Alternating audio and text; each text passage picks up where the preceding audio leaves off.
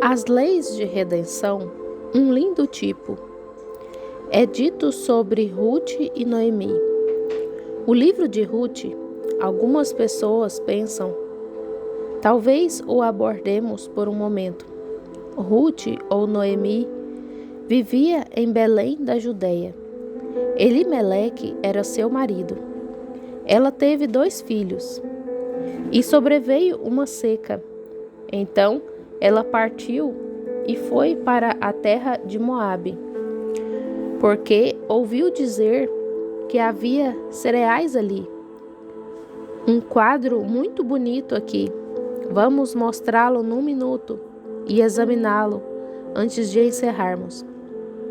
E ela indo embora, talvez não sabendo naquele momento, uma mulher justa, um homem justo indo embora, sem saber o que estavam fazendo. Vocês sabem, muitas vezes temos que caminhar do jeito que nos sentimos levados a caminhar, sem levar em conta o resultado disso. Isso é certo. Vocês já notaram quando o gado trazia a arca pela estrada, os bezerros atrás berrando por sua mãe, mas as vacas desciam a estrada mugindo, não berrando? Mugir não é berrar, mugir é cantar. Aquelas vacas puxando aquilo, embora indo para a rocha para serem crucificadas, descendo a estrada cantando: Estou vindo, Senhor, vindo agora a ti, mugindo enquanto seguiam. É assim que se vem. Se é crucificação, seja o que for, renúncia, vai de todos os modos. O Espírito de Deus os está puxando. Aí está. Então, Noemi foi para outra terra, em Moabe, e ali seus filhos se casaram com 2 mulheres moabitas.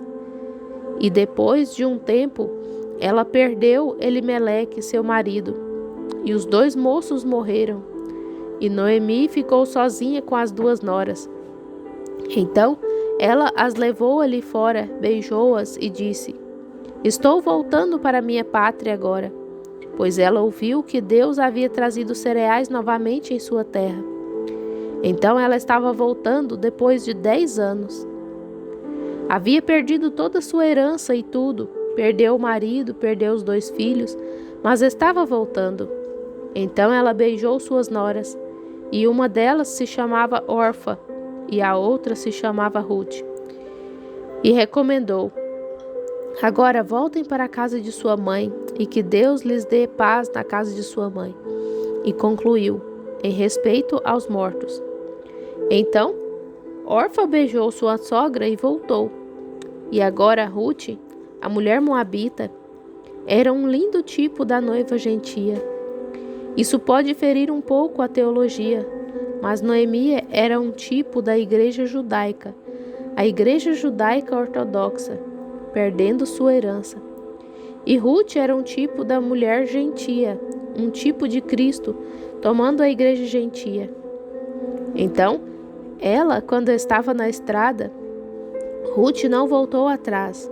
Ela instou: Agora, vejam, já sou velha, e se tivesse filhos, vocês não os esperariam. Voltem para casa, e casem-se e se estabeleçam. E ela respondeu: Não voltarei, Ela insistiu: Voltem para seus deuses e para o seu país.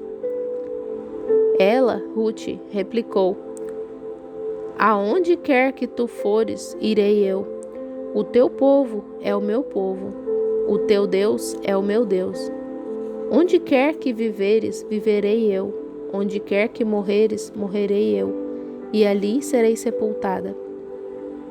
Foi a igreja gentia que primeiro, ao ver a promessa de Deus, fez essa declaração de vender tudo para seguir a Jeová Deus. Vocês compreendem? Ela se virou, visto que era persistente. Ela foi de volta para a terra. E quando chegou em Belém da Judeia, quando ela entrou, o povo de Belém disse: Aqui vem Noemi. Ela respondeu: Não me chamem de Noemi, que é agradável, mas me chamem de Mara, que é amarga. pois assim o Senhor tem feito comigo. Agora, a parte bonita de se ver é que quando ela voltou, sendo o tipo da igreja judaica, quando voltou, ela trouxe Ruth consigo e veio, ouçam, captem, ela veio na época da cevada, justamente no momento da debulha dos grãos.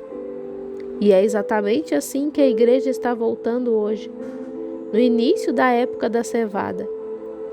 Ela já tinha visto uma temporada antes, mas esta era uma nova temporada depois de uma longa e prolongada seca.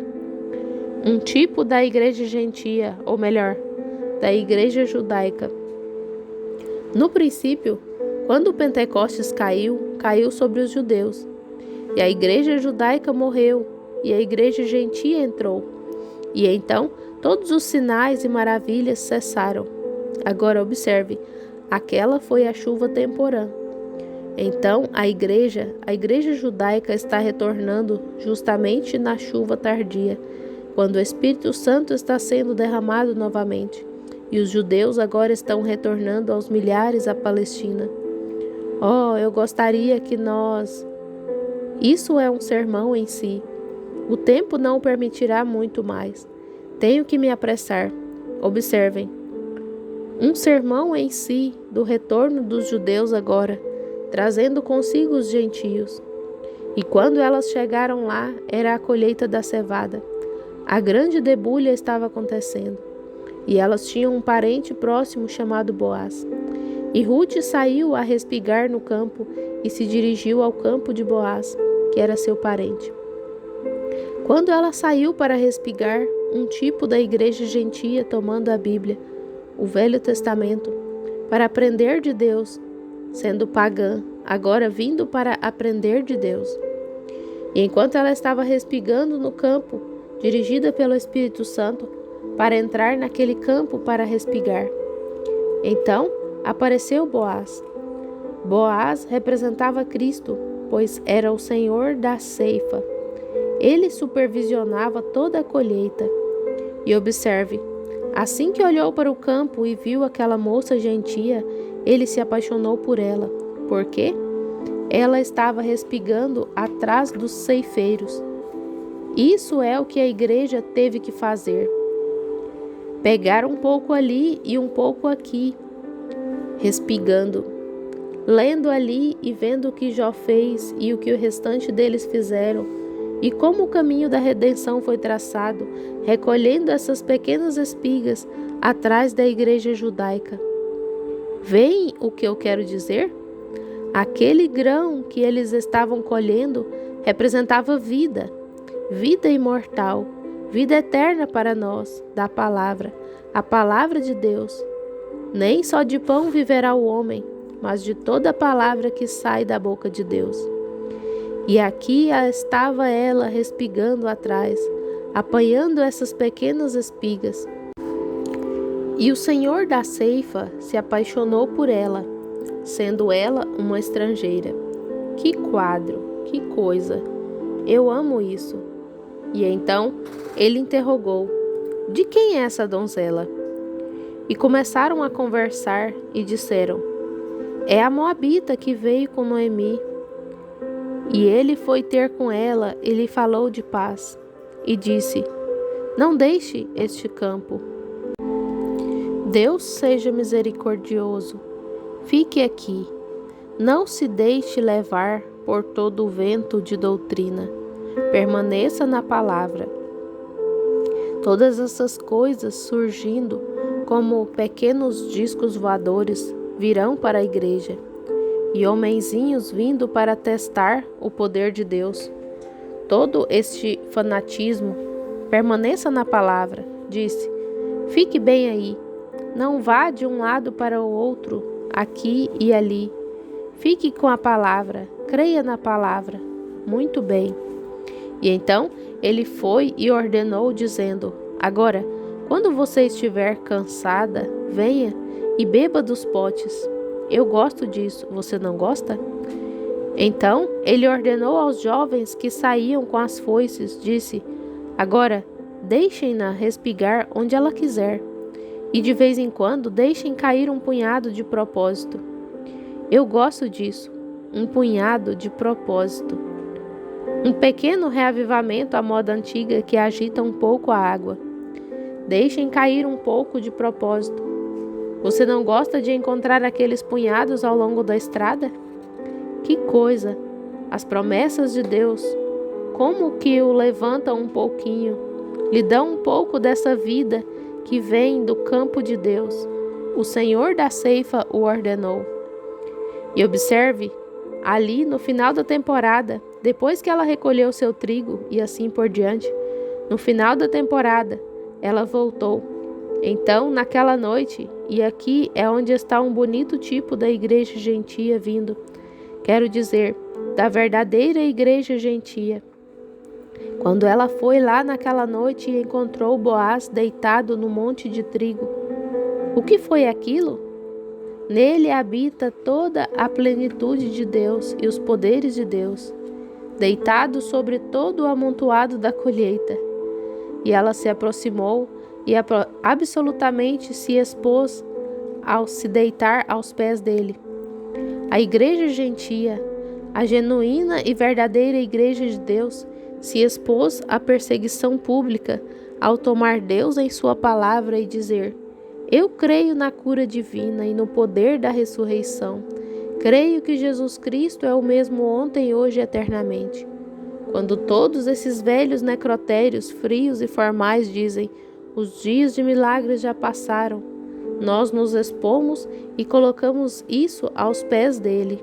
Aleluia! Justamente na hora mais escura, à meia-noite, ele acordou e olhou em volta e viu Ruth, uma mulher virtuosa, não envergonhada do evangelho, deitada aos seus pés. Ele estende a mão e pega seu manto e o estende sobre ela. Vocês sabem o que quero dizer, não sabem? O Espírito Santo lançou o Espírito Santo. Como foi isso? Sendo um tipo de Cristo sobre ela. E a enviou ao lugar e disse: agora, espere um momento. Tenho que cumprir uma determinada lei. Há uma lei de redenção na terra. E eu sou seu parente próximo. E eu sei que você é uma mulher virtuosa. Deus conhece o seu coração, não é mesmo? Ele disse: agora, pela manhã, vou descer e ver se posso cumprir a ordem do parente. Agora aqui está um grande quadro. O primeiro, um redentor. Alguém que pode redimir uma herança perdida em Israel. Vocês, pregadores, sabem disso. O homem tem que primeiro ser um parente. Ele deve ser um parente próximo, não um parente distante, mas um parente próximo. E como Deus poderia se tornar um parente próximo? Quando o próprio Deus se fez carne e habitou entre nós, ele se tornou um parente da raça humana. Isso é certo. A única maneira de se fazê-lo. Quando Deus se fez carne aqui entre nós, ele se tornou parente, não dos anjos, mas dos seres humanos. Ele não veio na forma de anjo, mas se humilhou e se despojou de todas as suas glórias celestiais e desceu e foi feito parente do homem, a fim de cumprir a lei da redenção do parente. Oh, que precioso amor o Pai teve pela raça caída de Adão. Deu seu Filho único para sofrer e nos redimir por sua graça. Ali está ele, um parente próximo. Deus se fez carne e habitou entre nós, tornando-se parente do ser humano, um parente. Em seguida, ele tinha que ser financeiramente capaz de fazê-lo. E quem seria mais capaz financeiramente? Que tipo de dívida poderia ser paga? Quando Deus é dono de todos os universos que existem, e todos os espaços e todos os tempos e tudo mais, ele era capaz financeiramente. Aleluia! Mas quando ele estava na forma de espírito, ele não podia fazê-lo, porquanto ele era espírito, e o homem era humano, e o espírito se fez carne, e habitou entre nós, para se tornar nosso parente, a fim de nos redimir. Vocês veem? Observe, aqui está a extensão de boas-vindas a você nesta noite, quando Deus, despojando-se, veio dos palácios de marfim, tomando sobre si a forma de carne pecaminosa, para humilhar a si mesmo e descer, para ser parente do mendigo mais pobre que há no mundo nessa noite, para se tornar um parente dele. O próprio Jeová se fez parente de um mendigo. As raposas têm covis e as aves do céu ninhos, mas o Filho do Homem não tem onde reclinar a cabeça. Nascido em uma manjedoura, envolto em panos, ainda assim, o próprio Príncipe da Glória, o alvorecer do alto, humilhando-se, rebaixando-se, condescendendo, descendo para ser feito parente de um pecador. Pense nisso, pessoal. Como podem vocês rejeitar esse amor incomparável? O que foi? Quando Deus se tornou pecado, levando nossos pecados, Jesus se tornou eu, para que eu pudesse me tornar Ele. O inocente Cordeiro de Deus, que não conheceu pecado, tornou-se pecado, para que eu pudesse ser feito filho adotivo de Deus. Amém. Aqui está o quadro da verdadeira redenção. Como ele desceu, digno, despojou-se de si mesmo, sem lar, sem lugar para ir, humilhou-se, desceu em carne pecaminosa e tomou sobre si, não a natureza dos anjos, não a natureza de Deus, mas tomou sobre si a natureza do homem, para que pudesse caminhar com o homem, comer com o homem, dormir com o homem e morrer pelo homem.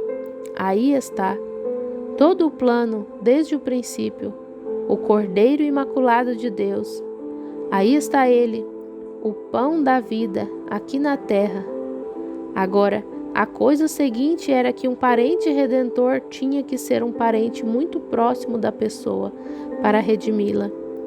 E outra coisa era que ele tinha que ser digno para redimir, justo, uma boa pessoa.